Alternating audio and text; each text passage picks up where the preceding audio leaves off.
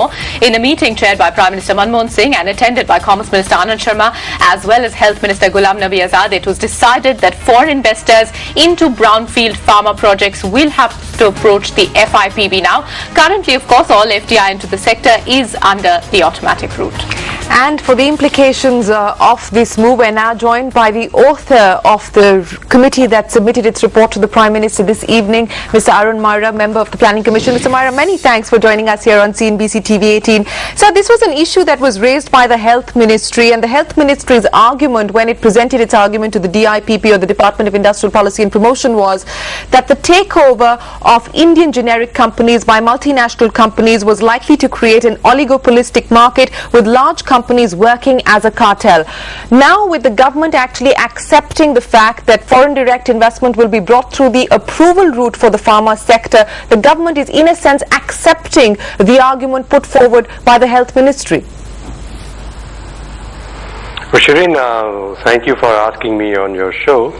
The committee that I was asked to chair, which had representatives from Health and DIPP and the Pharma, as well as the Science Ministries and Finance, were in complete agreement that the healthcare sector and the pharma sector is different to other industrial sectors.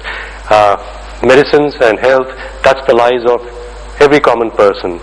So whatever systems or standards we may have for competition scrutiny for automobiles need not be just easily applied to the pharma and healthcare sector. We need much tighter scrutiny of happenings in the pharma sector to ensure that there is no negative effect on the availability of medicines and affordability of medicines.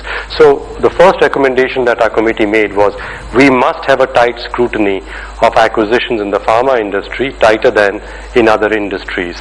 We went on to say that this scrutiny should also be one which is transparent, which is one which is evidence-based, which for the investor's sake has some time limits and some recourse, some appeals. And the Competition Commission, the Competition Act and the Competition Commission that we recently created provides a framework for doing all this. However, that Competition Commission and Act are recent and there were some dilutions made to the Act initially, just early this year, because industry had said that till the commission is fully established, it should not have to look at every acquisition. So higher thresholds were put. So we have recommended that for the pharma sector alone, those high thresholds should not apply. The Competition Commission should have the right to look at every acquisition in the pharma sector. Mr. Maira, if I can interrupt you. I'm sorry to interrupt you. So you're basically saying that every brownfield investment into the pharmaceutical sector will now have to go through a two-layered scrutiny, one through the FIPB, because now it's been removed from the automatic route to the approval route, and also the Competition Commission of India, where you're actually saying that the current threshold for takeovers will not apply for the pharma sector, and you're asking the CCI to actually move to a lower threshold when it comes to the pharma sector. Well, no, they are in serial order. To reduce the thresholds only for the pharma sector means to amend the notifications that had created the high thresholds.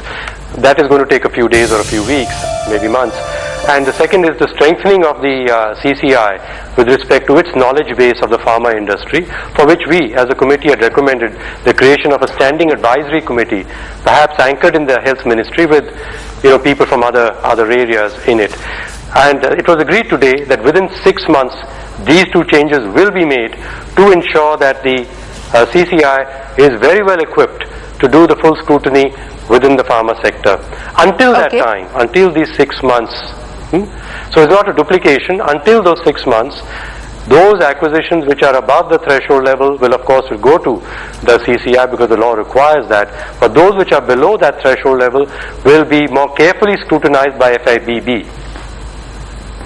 All right. Mr. Maira, while one is an issue of perception on this whole business of whether MNCs that take over Indian companies will then act as a cartel, and the other is evidence.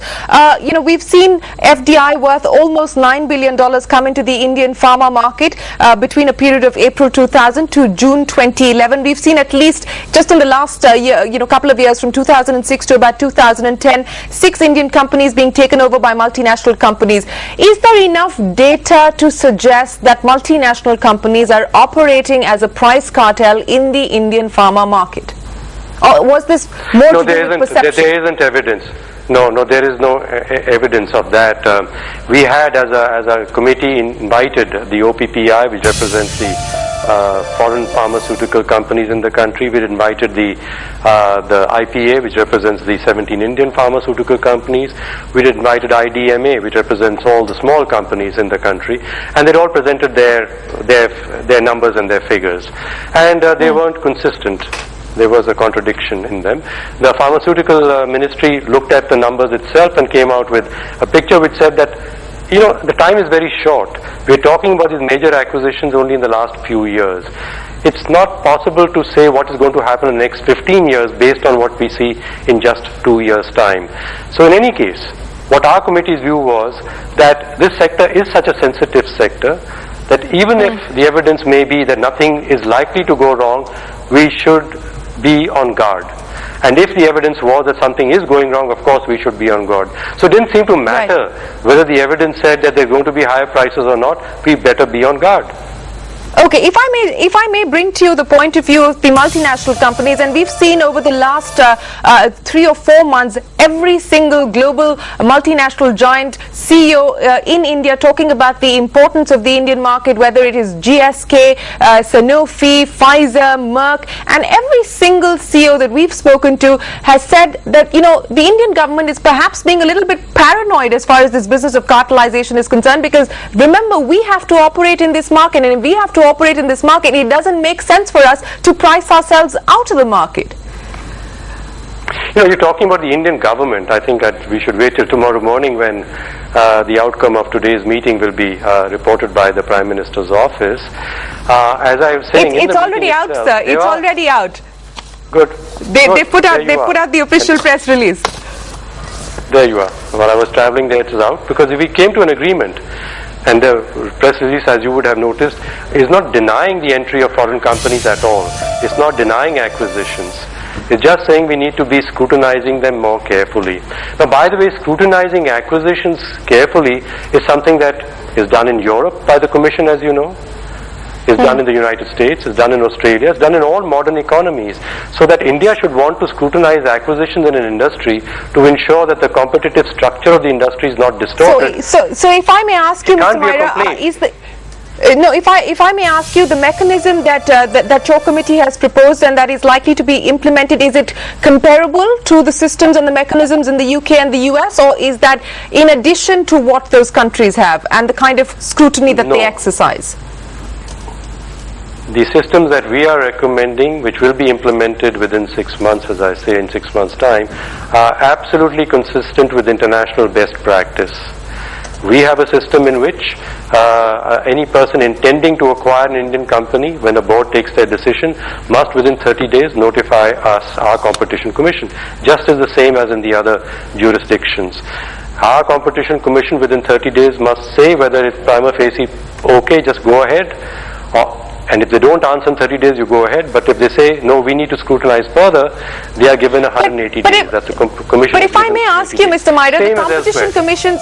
But the Competition Commission's job, Mr. Maira, is to actually look at abuse of dominant position and is to look at competition issues. You're actually talking about how the government is trying to put in place safeguards that multinational companies do not operate like a cartel in the future. So how is the CCI actually going to look into the future and I'm not clear as to how the CCI is actually going to treat the pharma sector differently. Thank you for asking. We noticed this. We noticed that since the Competition Act and the Competition Commission are very recent in our country, there isn't sufficient information on what it's all about.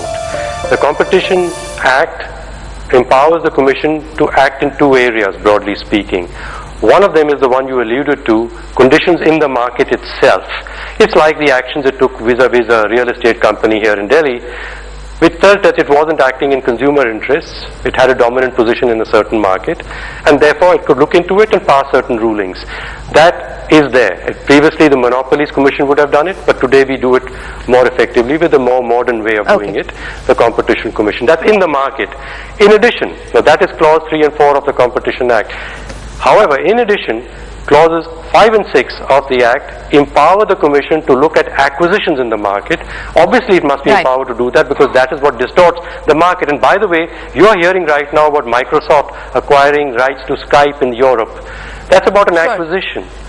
Okay, so there in Europe too, the competition commissioner there does look at acquisitions and entries into the Okay. market, and our competition commission is also empowered to do the same.